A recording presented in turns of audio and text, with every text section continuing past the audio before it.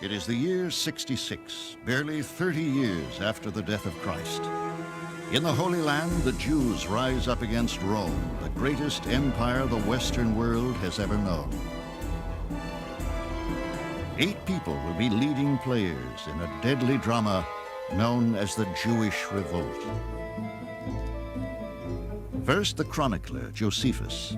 He betrays the Jews in battle, yet writes the only account of the conflict that has come down through time.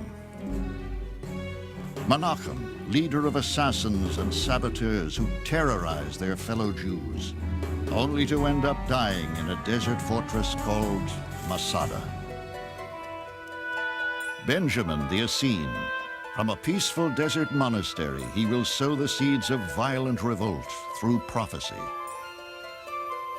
The 2 daughters of Philip, lone survivors of their beloved city, Gamala. Did they witness mass slaughter or mass suicide? Yohanan ben Zakkai.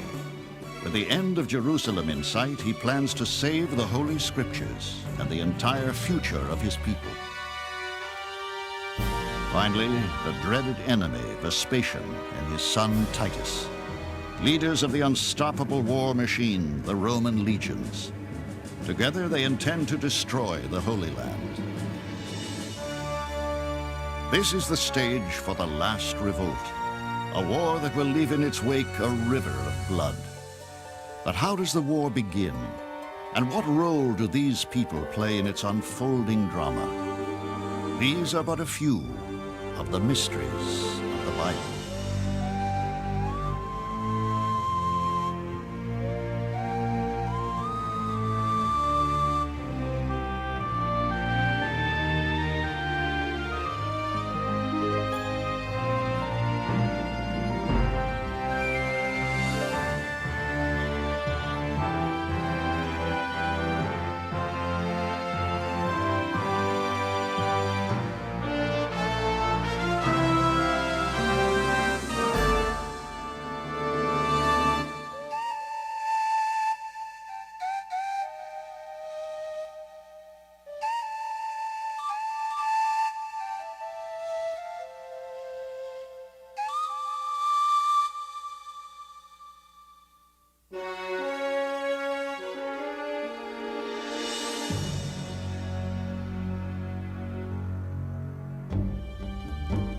This is a story of oppression and rebellion, a story of struggle and despair, and ultimately, of spiritual triumph.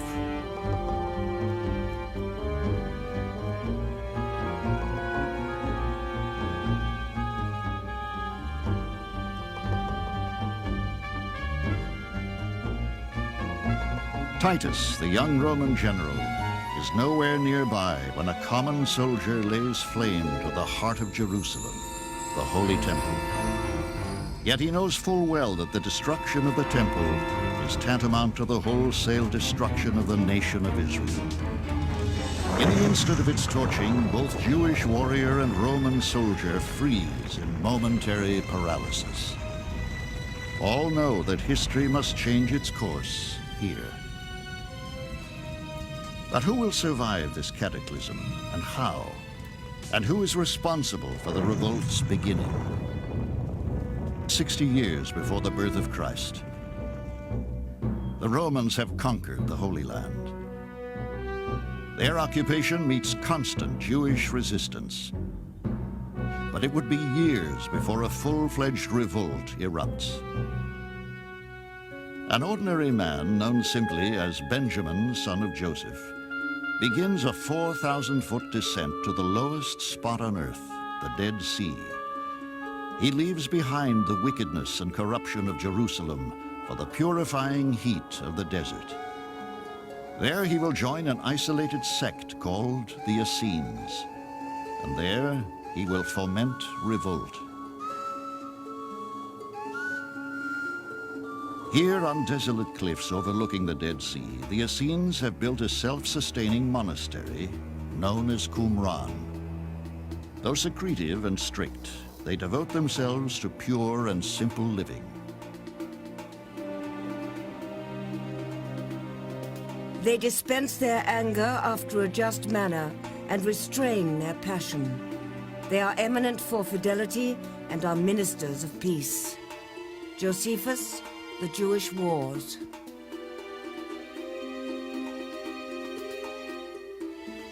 But are the Essenes the pacifists they are made out to be? Could Benjamin and his brethren be the ones who ignite the fires of revolution? For some reason, there's a kind of false picture around that the Essenes, this group of sectarians who were devoted to healing and to brotherly love and all this, were somehow pacifists. Now, actually, there's absolutely no evidence for this. Scholars now believe that Essenes like Benjamin may have convinced their fellow Jews to rise up against the Roman Empire.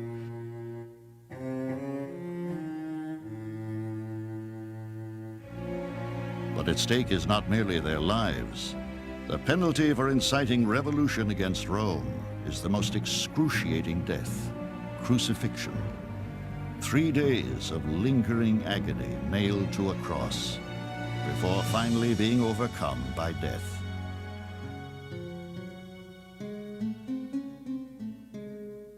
In his years at Qumran, Benjamin is taught the virtually sacred craft of writing. He copies holy word and law onto parchment. With his fellow scribes, they create a body of work, the discovery of which will transform the modern world's understanding of the ancients. It will be known as the Dead Sea Scrolls. One of these scrolls speaks of a dark and terrifying expectation of an apocalyptic war. It tells of a decisive battle that will be fought between two groups, the sons of light and the sons of darkness. But are these descriptive terms a secret code for a plan for the revolt? The sons of darkness are described in terms that clearly make them out to be Romans. And the sons of light are clearly the community, the worshiping community and its adherents. So they themselves anticipated a time when there was going to be this great messianic struggle between the good guys and the bad guys being Rome and the good guys being them and their supporters. Does Benjamin the Essene, who practices peace but prophesies war, actually ignite the revolt? Some are sharply divided on this question. What we have to realize is that anti-Roman sentiment continued to be cultivated in the Dead Sea Scrolls group. They continued to describe and preach, basically, war and revolution against Rome. So we have to assume that they must have been involved in it. The community itself, within itself, had plenty of vigorous military imagination. And they wrote the war scroll, among other things, about the final battle, the Battle of Armageddon at the end of history. And they knew a lot about warfare, and they seemed to be very enthusiastic to fight this battle, but there is no relationship, in fact, that we know about, between them and the zealots who are fighting the war. As the Roman general Titus leads his legions across the dusty landscape toward Jerusalem, he first undertakes an arduous detour to destroy Benjamin and the Essenes at Qumran. But scholars cannot explain why the Romans attacked them if they were as peaceful as history has made them out to be. The Romans, on their way up to Jerusalem, when they were about to besiege it, took the time and the trouble to go down to the monastery at Qumran and to knock it over so that it finished life during the period of the revolt. Why did they do it? We don't know. We don't know whether there's enough revolutionary activity there that made them do it or whether it was just a part of a mopping up exercise. The role of Benjamin and his fellow Essenes in the Jewish revolt may remain a puzzle forever. But of even greater mystery is their impassioned expectation of one who would one day come to lead them to salvation and redemption. He will be known as the Messiah.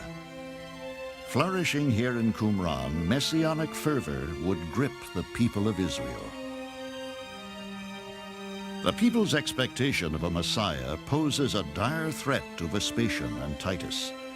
The single most important criterion for the awaited one is that he deliver Israel from all oppressors. Specifically, the Messiah is to crush Vespasian, Titus, and imperial Rome itself. Throughout Roman occupation, many Jewish leaders claim identity as the Messiah, but most would simply pass from history. Then, 35 years before the revolt, one man in particular is referred to by that term. His name, Jesus of Nazareth. His life will inspire millions of followers.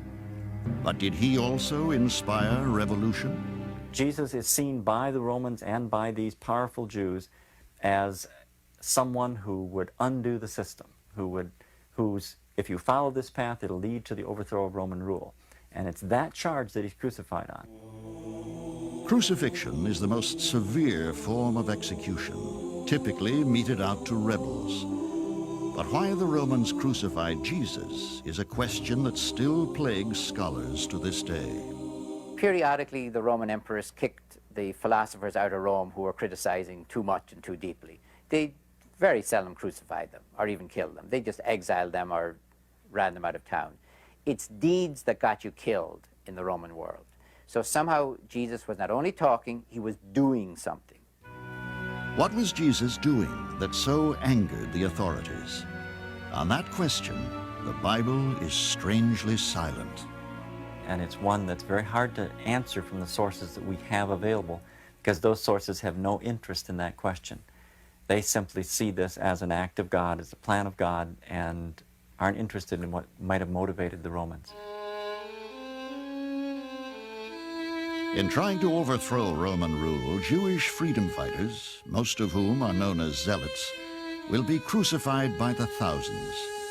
But the spirit of revolution has gripped the nation. Nothing will quell the people's hunger for freedom.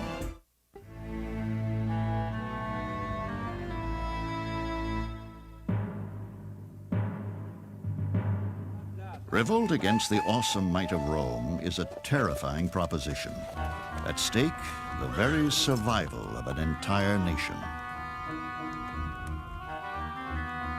Since we resolved never to be servants to the Romans, nor to any other than God, the time is now come to make that resolution true.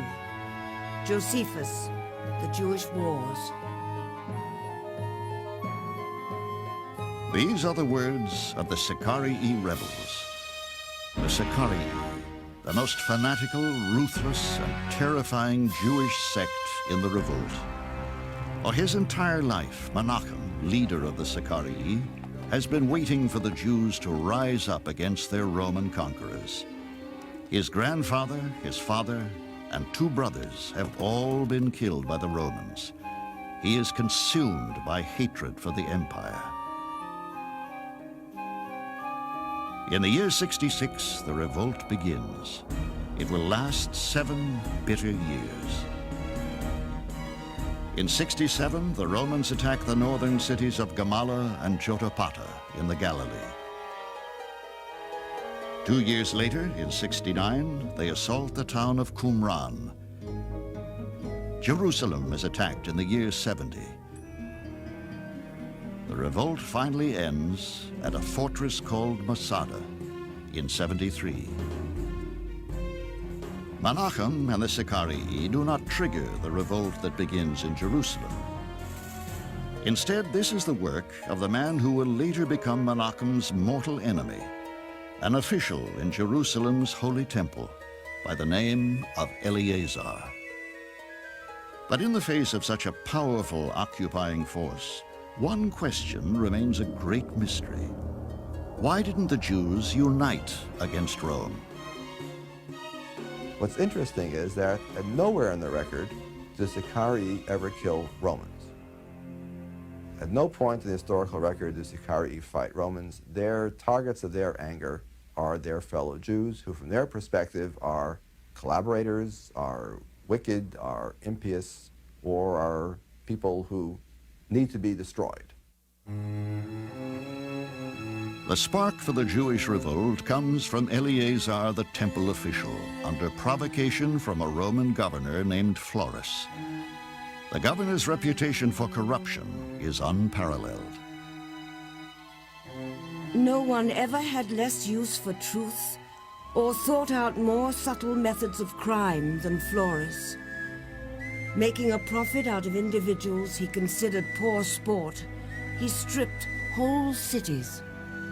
Josephus, the Jewish Wars. Florus journeys to the Holy Temple, claiming that the Jews owe Rome a tribute. When the crowd there mocks him, he orders the priests of the temple whipped and humiliated. Eleazar, the temple official, demands retaliation. He bans any further animal sacrifices on behalf of the Roman Emperor Nero. To the Romans, this seemingly insignificant decree is seen as an act of war. To cease sacrifices for Rome was a direct affront to Rome. So Nero and his lieutenants, the governor, would be utterly shocked at this, and they would look upon this as, in effect, a declaration of independence. At about the same time as the revolt erupts in Jerusalem, other events around the world are shaping history. In Peru, the Nazca Indians created mysterious figures on the desert floor. In East Africa, craftsmen began using copper to make jewelry. And in China, large stone towers were first used to mark important tombs. In the Holy Land, revolt now openly breaks out. But the Jewish people do not unite against their common enemy. Instead, as so often happens in a contentious revolt, they disintegrate into a struggle for leadership among themselves. Menachem, son of Judas, would like nothing more than to take control of the revolt himself and to become Israel's Messiah. But who is he? And what does he truly represent? Of all the feuding factions, none is more feared than the sect led by Menachem, the fanatical Sicarii. The name itself means short dagger and refers to their preferred method of executing enemies. Nowadays, we would call them urban terrorists. Sicarii made a point, Josephus says, of blending in with the crowds, picking out their enemy, surrounding him, stabbing him, and then melting away again into the crowds and disappearing. Menachem's first action is to slay the most visible collaborator with Rome, the high priest of the temple. In so doing, he makes a bitter enemy of the priest's son, none other than Eleazar, the temple official. But more importantly, the power of leadership intoxicates Menachem and turns him into a harsh and heartless man. Menachem became barbarously cruel, and as he thought he had no antagonist to dispute the management of affairs, he was no better than an insupportable tyrant. Josephus, the Jewish Wars. The citizens of Jerusalem will not support a man who behaves so tyrannically toward his own people, and so Menachem meets a humiliating end.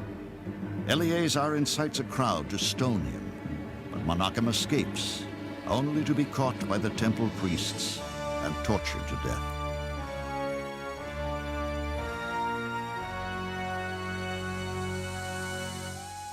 Now, without a leader, and only weeks into the revolt, the remainder of the Sicarii turn their backs on the struggle. They desert the city for the fortress of Masada. Their reason, however, has long been a mystery. One possibility is that they were disillusioned, that they felt rejected by the Jerusalemites in the popular revolt. They tried to lead and the people didn't appreciate their leadership. Another possibility is that they maybe got some special revelation. After all, these were intellectuals and probably visionaries, lawyers. And another possibility is that maybe it's simply sour grapes. Ultimately, in the year 73, the forces of General Titus take the Sicarii at Masada, but not alive. The night before the Roman legions stormed the hilltop fortress in what would surely have been a complete slaughter, the the Sicarii decide to take their own lives. In so doing, they deny Titus true victory. Though many today admire the Sicarii for their martyrdom, there are those who view them with suspicion. Our admiration for these fighters who are willing to take their own lives rather than to surrender to the Romans, our admiration should be tempered at least somewhat by the fact that these Sicarii apparently had spent the entire years of the war holed up in Masada, doing absolutely nothing to contribute to the war effort. Josephus has not a single story wherein the people of Masada come to the aid of their brethren in Jerusalem. Today, some scholars even believe that the revolt should never have been fought. Jewish sources do not admire the revolt. These people were fighting a war which they didn't have to fight. A war which was irrelevant to the ultimate survival of the people. At the start of the revolt, the temple priests retain a tenuous hold on leadership. But they know that Emperor Nero will soon muster his indomitable military muscle against their tiny country. They appoint an aristocratic young man to shore up Jewish defenses in the north, in the Galilee. His name is Josephus. Their selection has repercussions that will resonate through time.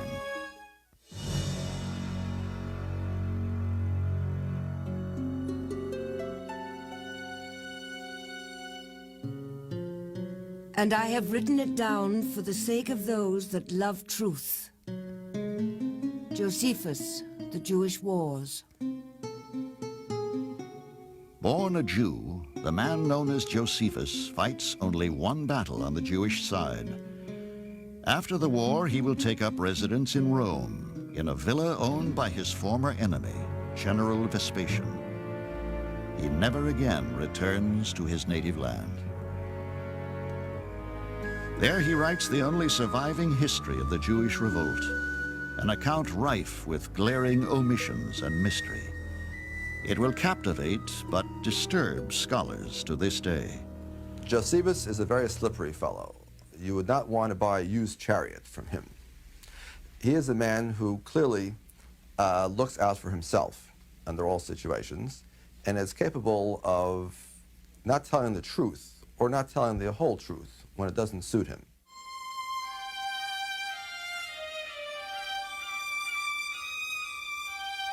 Among the rolling hills of the Galilee, one stands out from the rest.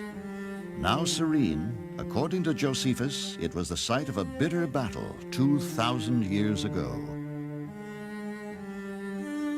But is Josephus inventing the story, or do the events actually take place? Jotapata is a small city of 4,000 inhabitants. Surrounded by steep ravines, it presents a formidable challenge to any enemy. In the year 66, Josephus is sent here to bolster the city's defenses against the inevitable Roman assault. And there are all kinds of accusations against him that actually he may have really, from the very beginning, not done his work seriously, because he really was one of those accommodationists who believed that the Jews should not be revolting against Rome. In fact, he tries to claim to his Roman readers that he really only took the job as commander in order to somehow calm the revolt. Despite the question of Josephus's loyalty, when Vespasian finally attacks, the residents of Jotapata stage a fierce resistance. The city miraculously holds out against overwhelming forces for nearly 50 days.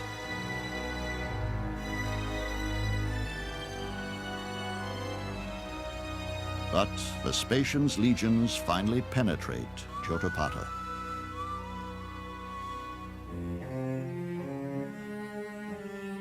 The city becomes a bloodbath under the Roman onslaught.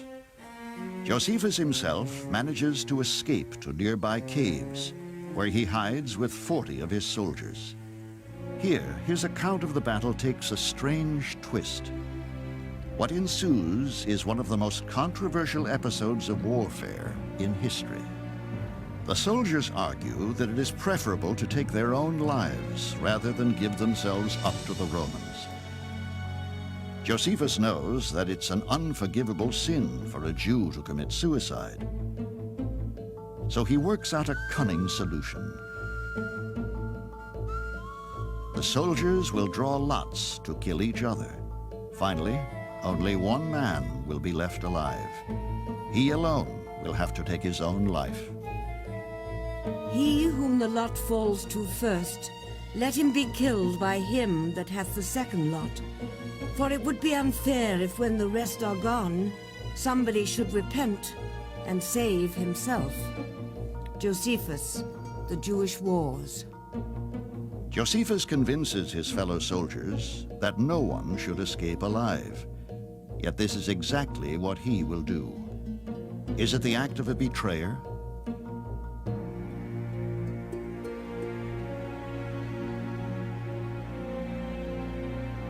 But in his written account, he provides an explanation as to why he himself escapes death by drawing the final lot.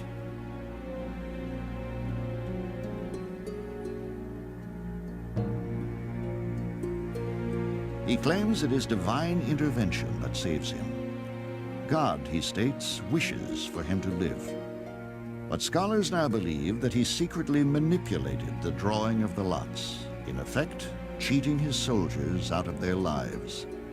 The mystery is, which is the lie? And why does this account so strongly echo the suicide of the Sicarii? The question of the Jews' suicide pacts is another one of these things that makes Josephus an enigma to us. The fact that his portrayal of his own situation in Jotapata is so similar to that of the daggermen, the Sicarii on Masada, makes us wonder whether it's Josephus' own construction or whether it's something he's getting from one of these pacts and then reading back into his own situation. Despite his conflicting accounts, Josephus's open confession gives him credibility among some scholars today. When the lot fell and Josephus was left to last, he went to the Roman camp and they received him exactly as he expected they would. He's frank, unapologetic, and straight out open about it. We understand him very well. We don't like him any better, but we understand him very well since he talks about himself in the most dispassionate and unsentimental way. As the only survivor of the tragedy at Jotapata, Josephus surrenders himself to the Roman general Vespasian. By claiming that he has the power to foretell the future, he predicts that the general will eventually become emperor of Rome. Oddly, the general believes him, and Josephus's life is spared. He is sent to Rome and shortly begins writing his two historical accounts. And spent the rest of his miserable life as a Roman stooge, eating off of Caesar's table, writing history, flattering Herod, whom the Romans liked, flattering Vespasian, flattering Titus, the emperors. They were paying his bills. Only one other city in the Galilee, Gamala, is left to resist Roman conquest after the fall of Jotapata.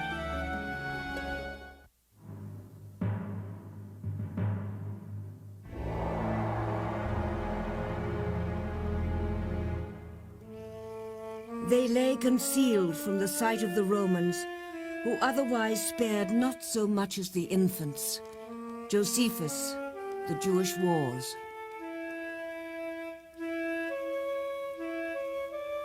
The daughters of Philip, lone survivors and witnesses to the annihilation of their city, Gamala. Once more, scholars are indebted to the Jewish historian Josephus for the only account of the battle. But again, is he inventing the story? Or does he record what the daughters of Philip truly saw? The people had such confidence in the situation of the place that they thought no amount of enemy could overwhelm them. Josephus, The Jewish Wars. The city of Gamala is built along a steep citadel in the Golan Heights. Surrounded by perilous ravines on three sides, it is virtually unassailable. Indeed, its people have already withstood a 7-month siege by the Romans. In the year 67, Vespasian and 3 mighty legions march on Gamala. After a long offensive, the Romans breach the walls and pour into the city. The defenders flee before the charging centurions in the only direction they can, up the hillside. But halfway up, they muster new courage, regroup, and turn on the Romans.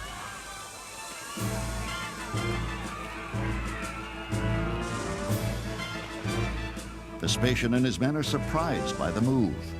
They are now caught between the rush of their own forces and the attacking Jews.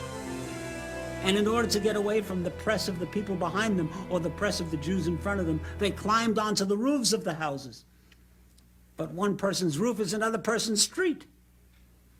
And none of this could take the weight of soldiers on them, and a house fell down under the weight, and as it fell down, it pushed the house underneath it down, and pretty soon the entire city was crashing down the hill, down to the bottom of the ravines, and taking thousands of Roman soldiers with them. Suffering terrible casualties, Vespasian retreats. But respite for the few survivors of the city, including the daughters of Philip, is short-lived.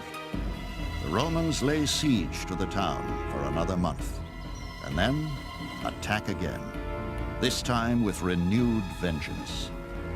Once more the townsfolk flee up the hill. Masses of humanity swarm to the summit. Still, the Romans come. The family and countrymen of Philip's daughters have no option to choose the unthinkable. A great number threw their children, their wives, and then themselves down the precipices into the valley beneath. Josephus, The Jewish Wars. Josephus reports that more than half the city leaped to their deaths to avoid capture. Of the 9,000 inhabitants of Gamala, only 2 survive, the daughters of Philip. But scholars question Josephus's account. How the residents of Gamala died is still a mystery. Josephus says that they all sort of joined hands and committed suicide, but I think the much more likely reading of the account is that they simply were pushed over by the force of Roman arms.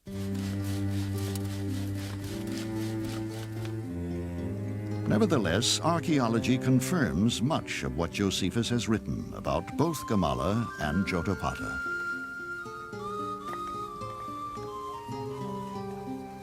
The mystery whether the town was here or not, whether the town was under a siege or not, whether Josephus was right or it was only his imagination, this is a mystery that was solved.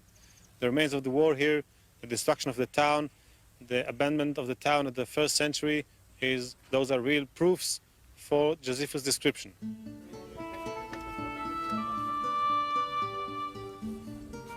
But despite the archaeological evidence, some mysteries remain unresolved.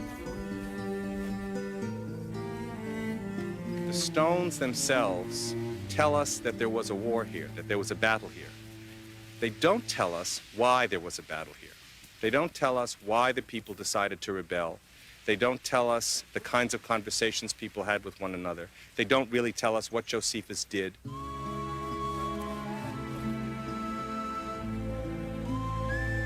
Despite his split loyalties and seemingly unscrupulous methods, history owes Josephus a lasting debt for the accounts he left behind.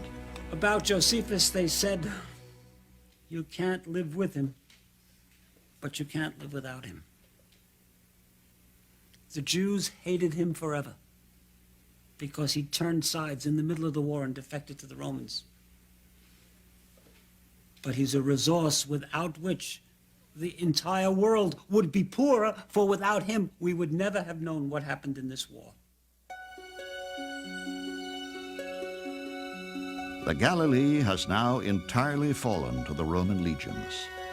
Now they turn their sights to the south, to the heart of Jerusalem itself, and to the one thing that stands as supreme symbol of the Jewish struggle for freedom and independence, the Holy Temple.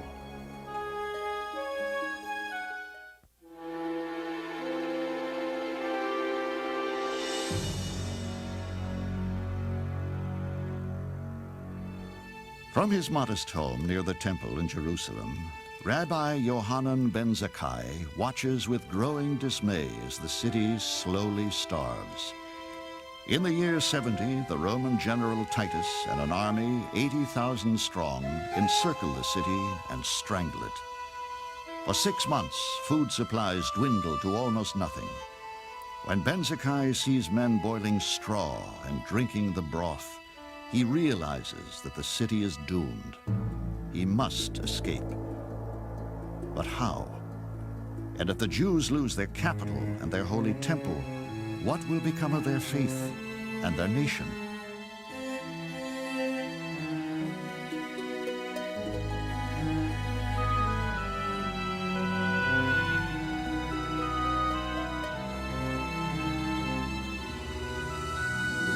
In July, Titus and his legions finally attack.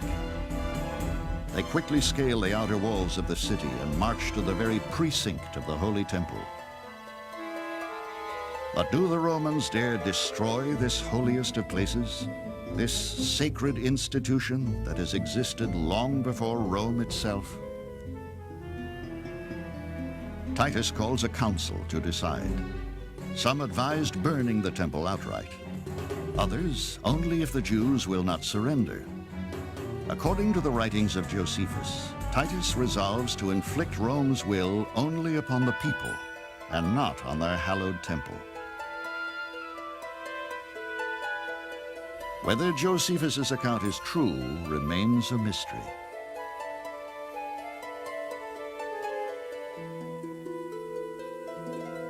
I find that story very, very hard to believe. It's much more likely, I think, that Titus sat around with his advisors and decided this temple must be destroyed.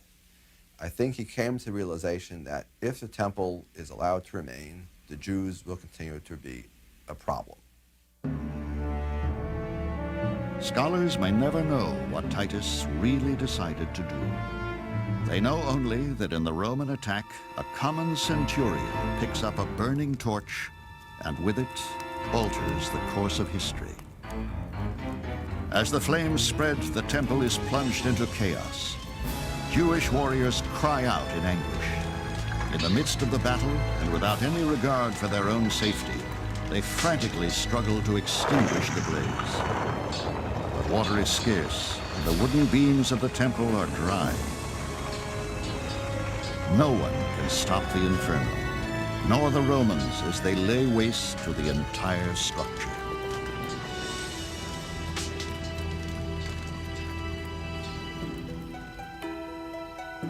The centurions spare nothing, not even the single most sacred room in all Jewish tradition, the Holy of Holies. This is a room so sacrosanct that only one man, the high priest, is allowed to enter, and even then, but once a year. Curtain over the Holy of Holies was actually pierced with the sword of the Romans.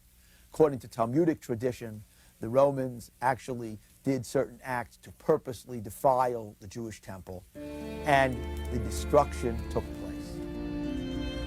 The Jews watch their faith, their hopes, and their national identity reduced to ashes.